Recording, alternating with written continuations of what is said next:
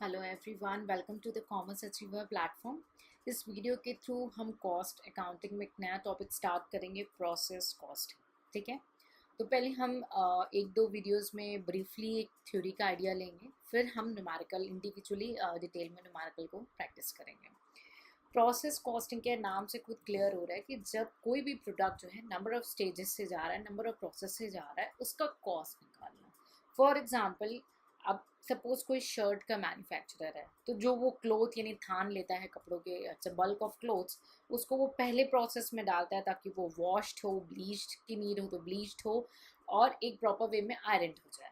फिर वो उस डिपार्टमेंट से निकल के दूसरे डिपार्टमेंट में जाता है जहाँ पे कटिंग का काम होता है इनटू द शर्ट पीसेस, जो भी शेप और साइज़ की ज़रूरत होती है। उसके बाद थर्ड प्रोसेस में सपोज जाता है जहाँ पे वो स्टिच हो जाता है। ठीक है, आइदर द मैन मेड और द मशीन मेड। ठीक, उसके बाद ये लास्ट स्टेज में जाता है जिसमें बटन एंड या उस पर और कोई डेकोरेशन करनी हो, and then it will be go to the आपका packing stage and then output.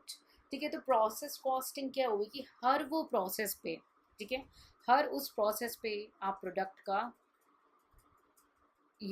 का कॉस्ट निकालो। ठीक है, ताकि अगर किसी भी एक एरिया में लूप होल हो तो उस पर्टिकुलर एरिया की लूप होल आइडेंटिफाई हो सके और उस पर करेक्टिव एक्शंस लिया जा सके। तो ये एक तरीके से ऑपरेशन से रिलेटेड हुआ, तो इसको ऑपरेशन कॉस्टिंग का पार्ट बोलते हैं। ठीक है, ये एक तरीके का ऑपरेशन कॉस्टिंग है जो फोकस रखता है कि वो हर एक प्रोसेस पे, हर स्टेज ऑफ मैन्युफैक्चर पे जो प्रोसेस की कॉस्ट, जो प्रोडक्ट की कॉस्ट है, उसको आइडेंटिफाई करने में मदद करता है। ठीक है, तो ये है आपका प्रोसेस कॉस्टिंग। फीचर्स क्या क्या हो सकते हैं भाई? कॉन्टिन्यूस फ्लो है, ऐसा तो नहीं है कि प्रोडक्ट बना के रख दो। There is a continuous flow of that identical product. Product identical होने चाहिए, तभी तो आप कंपैरेटिव स्टेटमेंट बना पाओगे। आइडेंटिकल नहीं होंगे तो आप कंपैरिजन नहीं कर पाओगे। ठीक है, तो पहली बात मैंने क्या बोली कि एक तो कंटिन्यू होना चाहिए, कॉन्टिन्यूस फ्लो चलना चाहिए, subject to an exception, like अगर लॉकडाउन वगैरह या shut down for the repairs हो रहा है, कुछ एक्सेप्शनल नेचर के काम हो रहा है, उसके अलावा छोड़ दिया जाए तो कॉन्टिन्यूस नेचर का होना चाहिए, है ना। उसके बाद आइडेंटिकल या होमोजीनियस प्रोडक्ट होना चाहिए जब आप कॉस्ट एसरटेनमेंट कर रहे हो। ठीक है, और सारे कॉस्ट को इंक्लूड करना चाहिए, वो मटेरियल हो, लेबर हो, या किसी भी प्रकार का ओवरहेड हो। ठीक है, ये आपको मदद करेगा एक एक्यूरेट रिकॉर्ड मेंटेन करने में कि हर यूनिट वाइज और पर्टिकुलर पार्ट वाइज भी आप जो है प्रोड्यूस जो हो रहा है उसका डिटेल एनालिसिस रख पाओगे। ठीक है, उसके बाद जो फिनिश प्रोडक्ट निकलता है एक प्रोसेस से, ठीक है, वो दूसरे का रॉ मटेरियल बन जाता है। देखिए यहाँ का जो फिनिश गुड मिला, मानिए कपड़े वॉश हुए और आयरन हुए, तो ये इसका फिनिश गुड्स जो है वो इसका क्या हो जाएगा? रॉ मटेरियल हो जाएगा। इसका जो फिनिश गुड्स है वो इसका रॉ मटेरियल हो जाएगा। यानी एक प्रोसेस का अपने प्रीवियस प्रोसेस, यानी प्रोसेस वन का फिनिश गुड्स, प्रोसेस टू का रॉ मटेरियल, प्रोसेस टू का फिनिश गुड्स, प्रोसेस थ्री का रॉ मटेरियल, ऐसे चलता है। ठीक है, और कुछ तरीके से लॉसेस होते हैं जो कि कुछ हो गया आपके अवॉइडेबल लॉसेस जो अवॉइड किए जा सकते हैं, और कुछ होंगे आपके अनअवॉइडेबल लॉसेस जो कि हर डिफरेंट स्टेज में अपने आप आइडेंटिफाई होंगे, और उनके रीजंस भी आइडेंटिफाई करना फिर इजी हो जाएगा, है ना। तो वो जो लॉसेस हो रहे हैं उनका भी आपको कॉस्ट एसरटेनमेंट रखना है, उनका भी इम्पैक्ट देखना है कि प्रॉफिट स्टेटमेंट में क्या इम्पैक्ट पड़ेगा। ठीक है, उसके बाद क्या चीज़ पे है कि एक जब प्रोसेस से दूसरे प्रोसेस पे जब जाता है तो जनरली आप नोटिस करते हैं कॉस्ट प्राइस पे नहीं जाता है, ट्रांसफ़र प्राइस पे जाता है। ट्रांसफ़र प्राइस वो होता है जो कॉस्ट प्लस आपका उस डिपार्टमेंट का प्रॉफिट मार्जिन, है ना, या मार्केट प्राइस पे जाता है। ठीक है, ताकि ये इसलिए ऐसे होता है कि आप जो वो प्रोसेसिंग हो रही है उसकी एफिशिएंसी और इनएफिशिएंसी को मेज़र कर सकें।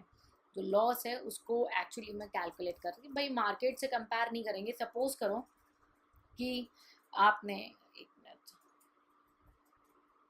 ठीक है, सपोज करो ये यूनिट वन प्रोसेस वन है, ये प्रोसेस टू है। ठीक है, प्रोसेस वन आप खुद नहीं कर रहे हो, आपके पास फैसिलिटीज़ नहीं है, आपके पास उतना वर्किंग कैपिटल नहीं है, और आप आउटसोर्स कर रहे हो wash and iron clothes, and directly आप उसको इनपुट कर रहे हो अपने आप प्रोसेस टू में, जो कि अब आपके लिए प्रोसेस वन हो जाएगा क्योंकि आपने बाहर से परचेज किया है। ठीक है, तो अगर आपने यही अपने फैक्ट्री में बनाया होता है या अपनी फैक्ट्री या अपने एरिया में ही क्लीनिंग और आयरिंग की होती, तो क्या होता है, तो वो तभी कंपेयर कर पाओगे जब मार्केट प्राइस में होगा, यानी ट्रांसफर प्राइस में होगा, कॉस्ट पे नहीं होगा। आई होप ये पॉइंट आपको क्लियर है। तो इससे क्या इफेक्टिवनेस कैलकुलेशन की बहुत ज़्यादा क्लियर होती है।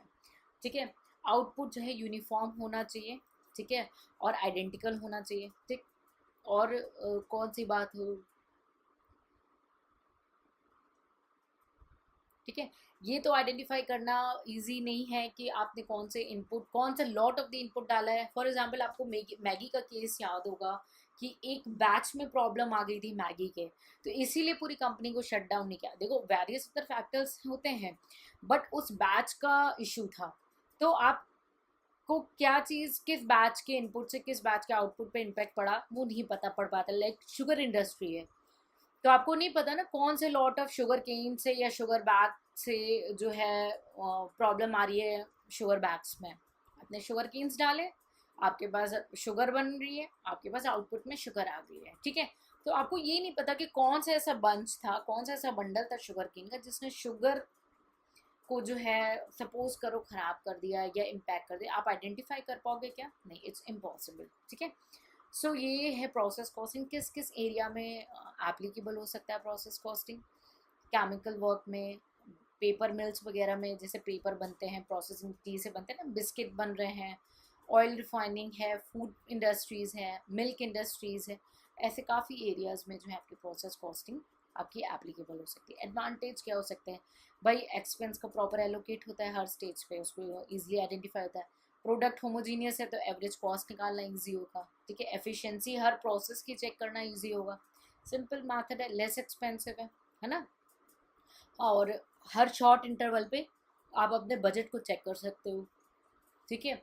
उसके बाद क्या है, मैनेजरियल कंट्रोल पॉसिबल होगा कि हर प्रोसेस में आप लॉस बेनिफिट सारी चीज़ को कैलकुलेट करो, कहाँ पे कमी है। सपोज करो लेबर के ऊपर ज़्यादा खर्चा होने लग रहा है तो आप वहाँ पे कंट्रोल करोगे, वहाँ पे करेक्टिव एक्शंस लोगे, तो मैनेजरियल कंट्रोल भी अच्छा हो जाता है, ठीक है। प्राइस कोटेशन में भी बेनिफिट है, आप मार्केट प्राइस कोटेशन भी कर सकते हो अच्छे से, स्टैंडर्डाइजेशन प्रोसेस है तो, ठीक है। सो ये आपके कुछ एडवांटेजेस होंगे प्रोसेस कॉस्टिंग के। डिसएडवांटेजेस क्या हो सकते हैं? कई बार ये जो इस यहाँ पे अमाउंट निकल के आता है तो वो आगे के सारे प्रोसेस 1 2 3 4 से इम्पैक्ट होके आपके सामने आता है ना। तो ये कई बार हमें हिस्टोरिकल वैल्यू देता है, पुरानी वैल्यू देता है, ठीक है, जो कि कई बार इफेक्टिव नहीं होती है, क्योंकि प्रोसेस इतने लंबे चल रहे होते हैं ना कि आते आते वो एक हिस्टोरिकल वैल्यू हो जाती है, ठीक है। और जो वर्क इन प्रोग्रेस कंप्यूट होता है, क्या होता है वर्क इन प्रोग्रेस, उसको अभी थोड़ा सा रुक के मैं आपको एक्सप्लेन करती हूँ।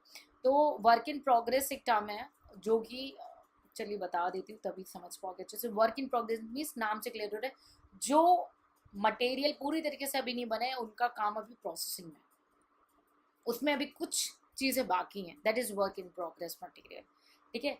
उसमें वो काम कर देंगे तब वो फिनिश गुड्स बन जाएंगे, तो तब तक वो क्या होते हैं, वर्क इन प्रोग्रेस, यानी उस पर अभी काम प्रोग्रेस पे होना बाकी है, ठीक है। तो आई होप ये क्लियर हो गया, ठीक है। सो वर्क इन प्रोग्रेस भी जनरली एस्टिमेट होता है, ठीक है, अकाउंटिंग पीरियड में, ठीक है। और वो एस्टिमेशन कई बार इनएक्यूरेट हो सकती है, ठीक है।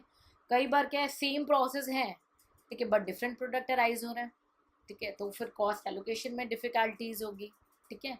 एरर हो सकता है एवरेज कॉस्ट को कैलकुलेट करने में, ठीक है, क्योंकि वर्क इन प्रोग्रेस और फिनिश गुड्स इन्वॉल्व है हर जगह, ठीक है।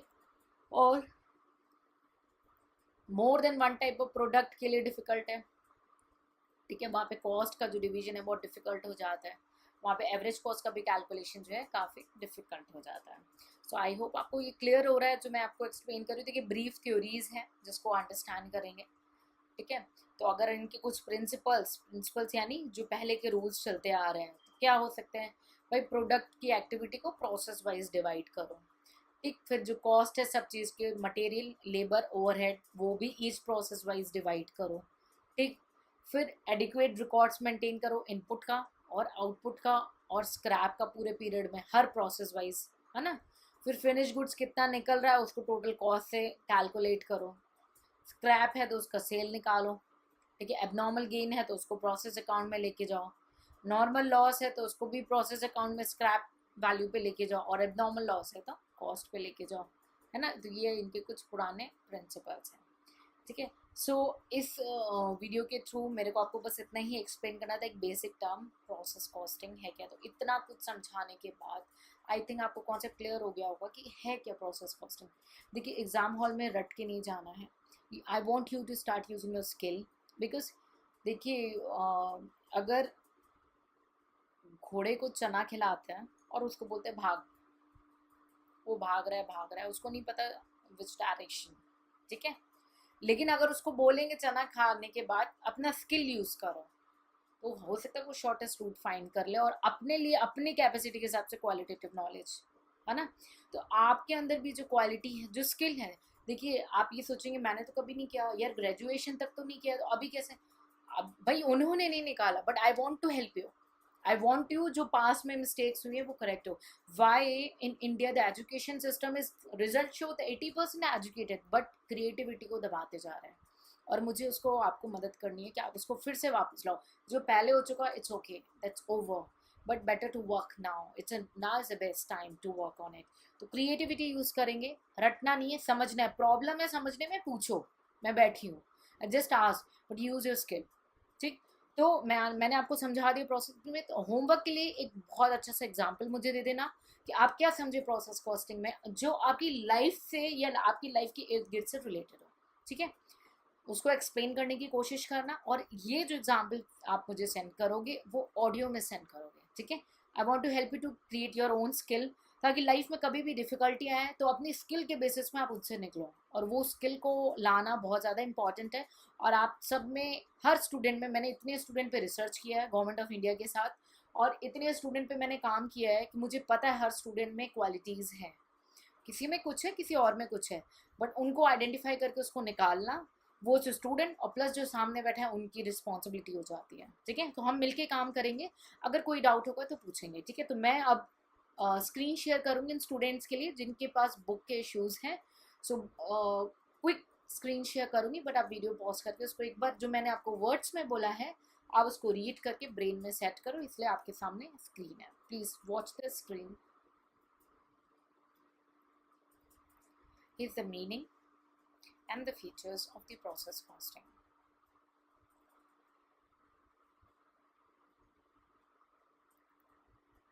ठीक है, इसको वर्ड्स को कोई रीड कर लेगा ना तो ब्रेन में सेट हो जाएंगी।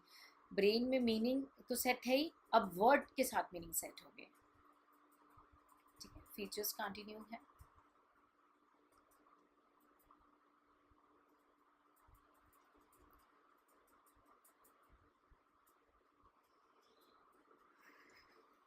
नेक्स्ट आपके सामने एप्लीकेशंस हैं प्रोसेस कॉस्टिंग के, कि कहाँ कहाँ ये एप्लीकेबल हो सकता है।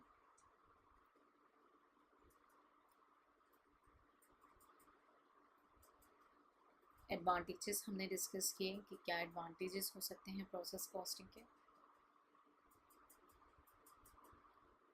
डिसएडवांटेजेस डिस्कस किए कि क्या हो सकते हैं disadvantages. And the last is the principles of the process costing, ठीक है। सो आई होप इससे ये ब्रीफ मैंने कवर किया जिससे पूरी पिक्चर क्लियर हो जानी चाहिए थ्योरेटिकली कि प्रोसेस कॉस्टिंग क्या है। किसी भी स्टूडेंट को कोई डाउट है प्लीज़ कमेंट सेक्शन में पूछ लेंगे, ठीक है। हम फ्यूचर वीडियो में कंटिन्यू करेंगे थ्योरी अभी, ठीक है। So I hope in case of any doubt feel free to ask in the comment section. Take care, see you in the next lecture.